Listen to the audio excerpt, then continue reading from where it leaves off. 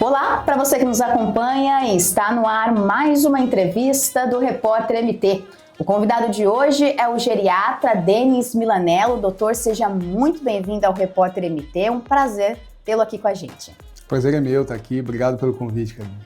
E vamos falar, doutor, sobre três assuntos que estão em alta, né? Até por conta de a gente ter alguns famosos com esse diagnóstico de demência, de Alzheimer, de Parkinson. Falar um pouquinho sobre isso, o que diferencia essas doenças, né? E como que chega no diagnóstico. Mas antes de começar, doutor, queria só tirar uma dúvida contigo, que eu imagino que seja uma dúvida que chega muito no consultório, que é: qual o momento que aquela pessoa, aquele idoso, quem está chegando na terceira idade, ele sai do clínico geral para chegar num geriatra? Como que é esse processo de transferência? Muita gente pergunta no consultório a partir de que idade se deve procurar um geriatra. Isso. É quase uma pergunta diária essa daí, né? Uhum. Principalmente dos filhos, né? Que já acompanham aí seus pais, seus avós, os netos, no caso, né? Em consulta. Na verdade, assim, não tem uma idade de corte, não tem uma regra. Na prática, a maioria absoluta dos pacientes que a gente atende em consultório, eles têm 50 anos para cima. Uhum. Mas tenho pacientes aí, tem assim crescido pacientes na faixa dos 40 anos, já querendo procurar a geriatria. O grosso mesmo, sem dúvida, acima dos 60 anos, né?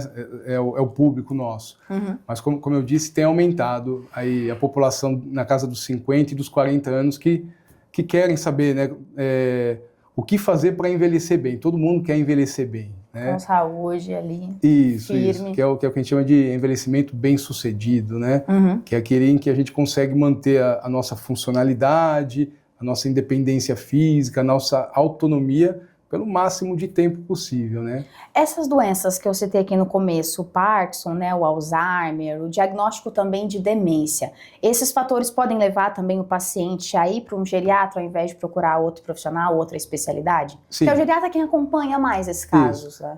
O geriatra, ele tem aquela visão do todo, né? Ele acompanha o paciente como um todo. Eu falo que assim, o geriatra pode ser o gerenciador da saúde do idoso. Quando tem necessidade de alguma avaliação mais específica, a gente faz o encaminhamento para outro especialista, mas muitas vezes a gente é o médico responsável, né, pela saúde, né, por conduzir aí o tratamento, o acompanhamento de um paciente. As doenças neurodegenerativas, né, as demências, né, como aí o Parkinson, o Alzheimer, são doenças que a gente também acompanha na geriatria. Tem outras especialidades que também cuidam disso, né? O pessoal da neurologia, alguns psiquiatras também, mas na geriatria também a gente acompanha bastante esses pacientes. Doutor, falando especificamente sobre a questão do Alzheimer, né, da demência, que eu até queria que o senhor esclarecesse, inclusive, porque quando eu fui fazer a pesquisa para o tema, eu descobri que a demência, ela tecnicamente não é uma doença, né? Ela engloba uma série de doenças, que inclusive uma delas é o Alzheimer. Isso. Quando a pessoa está com esquecimento frequente, por exemplo, eu vou te chamar, chamo você por outro nome mesmo sabendo quem é você, ou então eu vou fazer alguma coisa, eu estou aqui sentada, eu decidi que eu quero ir na cozinha fazer alguma coisa, e aí quando eu chego lá, eu esqueço o que eu ia fazer. Isso já pode ser um sinal de que essa pessoa tá começando a apresentar algum diagnóstico provável de demência ou Alzheimer, ou às vezes estresse, cansaço excessivo, outros fatores podem estar relacionados também. Não necessariamente. Nesse caso que você deu exemplo, se trata, né, ou a gente deve pensar como primeira hipótese uma doença neurodegenerativa. A gente sabe que uma das grandes causas, né, de esquecimento, de sensação de estar esquecido, é por falha de atenção e concentração.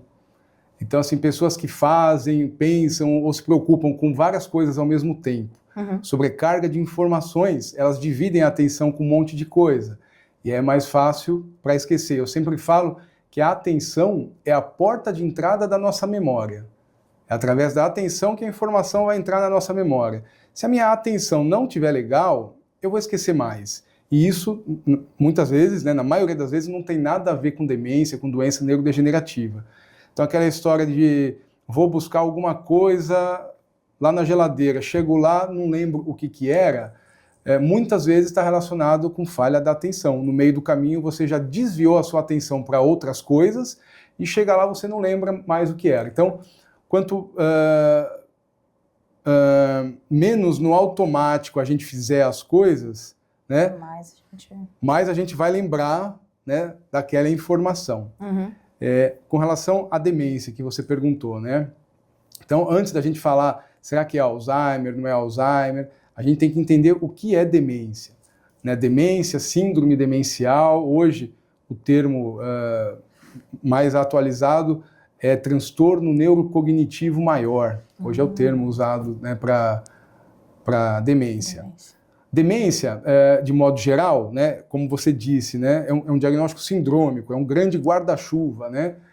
Para a gente falar que uma pessoa tem demência, ela tem que apresentar falhas cognitivas, sejam elas memória, atenção, desorientação no tempo, no espaço, linguagem, né? Tudo isso a gente chama de cognição.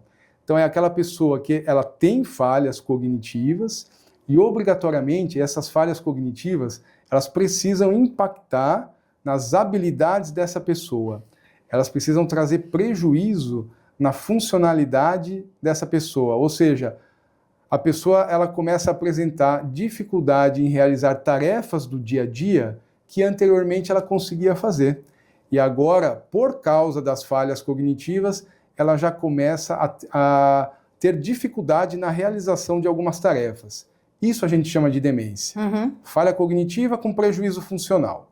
Feito esse diagnóstico de demência, a gente tem que ir atrás das causas, né? Da etiologia. Sim. O Alzheimer é a causa mais comum de demência. É uma doença neurodegenerativa primária e é a causa mais comum de demência.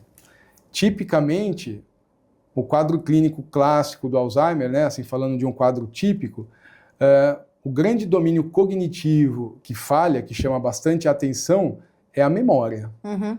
Principalmente o quê? A memória para fatos recentes.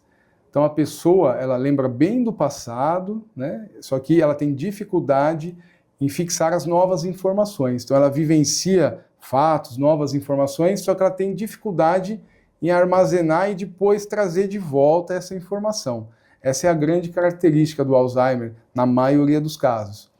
Uma outra falha bastante comum, já logo no início da doença dos pacientes com Alzheimer, é a desorientação temporal, é a confusão com datas. Sim. Então, a pessoa ela começa a se perder bastante no tempo, dia de semana, dia do mês, há quanto tempo tal coisa aconteceu. Então, ela começa a se confundir bastante com datas, né? E aí, assim, à medida que a doença neurodegenerativa, o Alzheimer, vai progredindo, porque ele é uma doença progressiva, a gente sabe que não existe tratamento hoje que estacione ou que reverta cura, esses prejuízos, né? Eu sempre falo para os pacientes, quando a gente faz o diagnóstico, que os objetivos do tratamento do Alzheimer é a gente tentar reduzir a velocidade de uma piora e também para fins de melhoria de controles de comportamento, do humor, do sono. Então, o tratamento engloba isso, né, do paciente. Doutor, até pensando nesse sentido de que são doenças que elas progridem e você não tem como parar esse ciclo, cortar esse ciclo, ou então não tem a própria cura, né? O diagnóstico precoce, ele interfere nesse resultado futuro do paciente, mesmo sendo uma doença que não tem como você impor barreiras? Sim. Como a maioria das doenças de modo geral, um diagnóstico precoce certamente impacta no prognóstico, né? Uhum. No resultado de como ela vai evoluir. Porque o Alzheimer não tem cura, mas ele tem tratamento.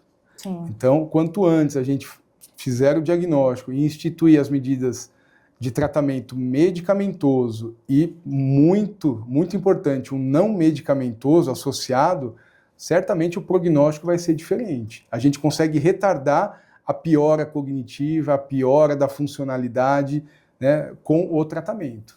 Esse tratamento não medicamentoso seria acompanhamento com fonoaudiólogo, talvez, se for necessário? Seria isso, esses estímulos, voltar a estimular aquela pessoa? Essa é a palavrinha-chave que eu sempre uso, estimulação. Você foi certeira aí na palavra, né? A palavrinha-chave do tratamento não medicamentoso para o Alzheimer é estimulação.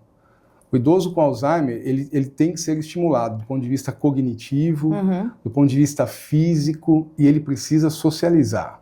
Isso faz parte do tratamento não medicamentoso do Alzheimer. Se o paciente com Alzheimer só toma remédio, ele tem que saber, a família tem que saber que está tratando só uma parte. Essa parte da abordagem não medicamentosa, ela é essencial. Então, sim, terapeuta ocupacional, educador físico, fisioterapeuta, fono, hoje em dia arte-terapia. Então, assim, é uma série de atividades de estimulação física e cognitiva, além da socialização, fazem parte do tratamento do Alzheimer. Doutor, uma curiosidade, tem um causador específico do Alzheimer, da demência, né, que é esse guarda-chuva maior que engloba outras doenças, ou do próprio Parkinson, tem algo que está relacionado a isso? Por exemplo, a falta de uma vida talvez mais ativa, ou alguma alimentação inadequada, tem algo que pode estar relacionado a essa perda cognitiva, cerebral? É bastante variável. Tem aqueles, hoje isso é publicado, né, os 14 fatores de risco modificáveis para a demência, né? Então, a literatura fala hoje que se a gente trabalhar em cima desses 14 fatores de riscos que foram identificados, a gente consegue prevenir ou empurrar para frente a chance de uma doença neurodegenerativa, né? Entre eles, aí acaba entrando algumas coisas que você já disse. Eu não sei se eu vou lembrar dos 14 agora. Não, né? Só alguns para a gente ter Mas, por exemplo, tá ótimo. Vários fatores de risco para doença cardiovascular são fatores de risco para demência. Então, dentre esses 14 aí, obesidade, sedentarismo, hipertensão, diabetes, colesterol alto, tabagismo, álcool em excesso, tudo isso, né, são 7 já dos 14.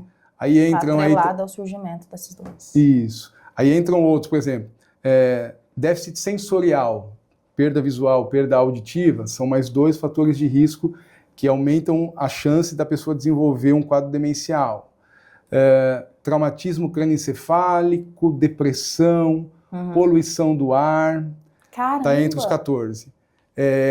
Baixa escolaridade também. Então, assim, quanto maior o nível intelectual, maior a escolaridade, na teoria isso é um fator de proteção. Né? E, claro, ele fala assim, mas eu conheço tal pessoa que tem 2 faculdades, tal, claro, né? São mas exemplos de do modo que pode provocar. Isso, né? de modo geral, a baixa escolaridade é um fator de risco também. Doutor, a gente comentou muito que para identificar, às vezes, quem está com essa pessoa em casa, com esse idoso em casa, que está com alguns sintomas, ações, em tese, que representem, né, essas possíveis doenças. Mas exames clínicos, tem como identificar por exames clínicos que está com Alzheimer ou que está... vou fazer um check-up hoje, exame de sangue, vou pegar tudo para fazer, dali dá para saber se eu posso estar propensa a assim, sofrer com essas doenças? Falando principalmente, né, de demências, de Alzheimer, o diagnóstico ele é muito clínico ainda. Então, assim, depende demais da história clínica, do exame físico. Não é através de pedidos de exames que a gente vai falar, né, na maioria dos casos, se a pessoa tem ou não tem. Os exames, eles ajudam a gente a nortear, né, a abordagem diagnóstica. Mas a história que a família traz é importante, né? No consultório, durante a própria consulta, a gente aplica testes de avaliação cognitiva, né, que são testes super importantes também, é uma forma objetiva, né, de se avaliar a cognição.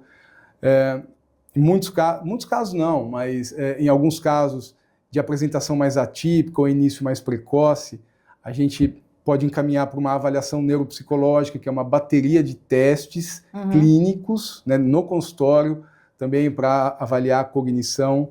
E a gente lança a mão também de exames de sangue, de exames de neuroimagem, às vezes líquor, né?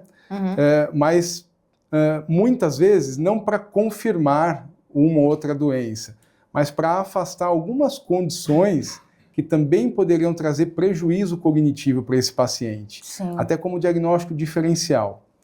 Então, em resumo, para se fazer diagnóstico depende muito da história clínica, dos testes clínicos que a gente faz e precisa de exames, geralmente neuroimagem, exame de sangue, para a gente afastar algumas causas e afunilando até chegar naquele diagnóstico. Entendi.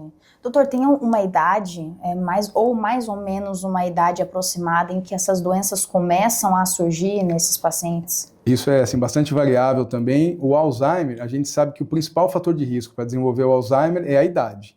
Quanto maior a idade, mais chance de desenvolver o Alzheimer. Tem até uma regrinha, né, que a gente fala que a partir aí dos 60 anos, a chance de desenvolver um quadro demencial do tipo Alzheimer, ela dobra a cada 5 anos. Caramba. Isso é para exemplificar que é uma doença bastante relacionada ao envelhecimento. Então, mas existem pessoas que apresentam, né, a doença de Alzheimer de início precoce, né? Sim. E muitas vezes a gente percebe, muitas vezes quando ela manifesta numa idade mais jovem, né, aos 50, aos 60 anos, muitas vezes a evolução ela é pior, né? O prognóstico é pior, cedo. Ela evolui mais rápido. Entendi. Né? A neurodegeneração ela caminha mais rapidamente do que se ela viesse numa pessoa de 85, 90 anos. Né? A gente comentou sobre esses 14 fatores, doutor, e aí me veio uma curiosidade que é em relação à questão genética. Isso pode estar relacionado também ao surgimento do Alzheimer e do Parkinson? Por exemplo, meus pais, meus avós tiveram, eu tenho uma chance maior do que o restante da população? Pode ter história genética, mas a maioria é o que a gente chama de forma esporádica, né? Não necessariamente tem que ter alguém na família. Entendi. Né? Então, assim, não exclui. Mas tem alteração de gene que ele aumenta o risco da pessoa desenvolver o Alzheimer. E só para a gente já se encaminhar para o finalzinho da entrevista, doutor, com relação a como que essas doenças atuam no nosso cérebro, né? São doenças neurodegenerativas, né? Elas vão minando ali, eu estou usando um termo bem simplista, só para tentar explicar, elas vão minando ali o nosso cérebro e a gente meio que vai perdendo funções. Como que o Alzheimer atua na nossa cabeça e o Parkinson também? É no mesmo local? Não? Não. Até porque os sintomas eles são bem diferentes, né? Isso. O Alzheimer é uma doença neurodegenerativa, o Parkinson também. Clinicamente, né, para a gente diferenciar, de modo geral, né, o paciente com Alzheimer, numa fase inicial de doença, a parte motora dele, de movimento, está preservada. Ele tem prejuízo cognitivo. É diferente do paciente com Parkinson. Geralmente, o paciente com Parkinson, ele manifesta a doença com comprometimento motor. Ele tem o tremor, ele tem a rigidez, ele tem a instabilidade postural, ele tem a lentidão de movimento. E a parte cognitiva do paciente com Parkinson, no início, ela é preservada. Então, é o contrário do Alzheimer. Entendi. Né? O paciente com Parkinson, após anos de evolução da doença de Parkinson, ele pode desenvolver um quadro demencial. Aí a gente chama de demência da doença de Parkinson. Está dentro daquele guarda-chuva lá também, né? Que a gente falou das demências. Né? Eu ia te perguntar, até aproveitando isso, se o paciente, por ser duas doenças neurodegenerativas, mas o paciente que tem Alzheimer pode ter Parkinson e vice-versa. Ou não. Nesse caso, pode surgir a demência provocada por causa do Parkinson. Muitas vezes a gente tenta diferenciar, né? Então tem gente que fala, ele teve Parkinson e teve Alzheimer, né? E muitas vezes é a demência da doença de Parkinson. Certo. Na prática, algumas vezes, a gente não consegue ter certeza se é um ou outro, o que muitas vezes não interfere na abordagem terapêutica. Ou seja, o tratamento é praticamente o mesmo. Certo. Né? Sendo os quadros demenciais nesses casos aí. Mas, claro, tem que individualizar. Com relação à neurodegeneração que você falou, né? O Alzheimer, ocorrem deposições de placas de proteínas no cérebro, que a gente chama de placa senil. E essas placas, elas atrapalham a neurotransmissão, né? A comunicação entre os neurônios, e num segundo momento ela causa morte neuronal. Né? Então, o paciente ele vai degenerando a parte neuronal. Entre outras causas, né? O Parkinson também tem uma substância que falta, né, no Parkinson, que é a dopamina, né? Então, assim, cada demência, cada tipo de demência tem a sua alteração, né? Seja estrutural, seja bioquímica, então tem as suas particularidades, que é o que acaba sendo responsável, né, pelas diferentes manifestações clínicas, né? Doutor, e por último, a gente comentou aqui, entre os 14 fatores que auxiliam no surgimento dessas doenças, a questão da obesidade, né, que é uma comorbidade. Tem outras comorbidades que também podem estar relacionadas, ou medicamentos? Eu tô perguntando de medicamentos porque, às vezes, quando a gente fica doente, uma gripe, algum outro fator, até a gente chegar no médico, a gente já tentou se automedicar com milhões de outros medicamentos, fármacos. Isso daí pode estimular de alguma forma o surgimento dessas doenças? Assim, medicamento em si, não. Tem alguns medicamentos, por exemplo, né, medicamentos que a gente que tem efeito anticolinérgico, que a gente fala. São medicamentos que podem trazer prejuízo cognitivo, não que vão causar uma demência, sim, sim. Mas que podem piorar a parte cognitiva também, né, assim, medicamentos. Comorbidades que aumentam a chance de Alzheimer são aquelas que a gente comentou. A hipertensão entra aí, o diabetes, a hipercolesterolemia, que é o colesterol alto. Então, essas aqui são as principais. Então, assim, ou seja, o controle dos fatores de risco para doença cardiovascular é uma forma de prevenção de Alzheimer. Tá certo. Doutor, queria te agradecer, obrigado pela oportunidade de estar aqui, de esclarecer essas dúvidas. Lembrando também que eu vou deixar aqui embaixo o perfil, porque lá o senhor também traz outros esclarecimentos, às vezes está acostumado a ouvir outras demandas dos pacientes, então fica mais fácil de trazer essa resposta que eles precisam. Doutor, obrigado mais uma vez, um prazer tê-lo conosco. Obrigado, eu que agradeço aí, Karine. E assim chegamos ao fim de mais uma entrevista no Repórter MT. Esses e outros conteúdos você confere no site repórtermt.com. Até a próxima!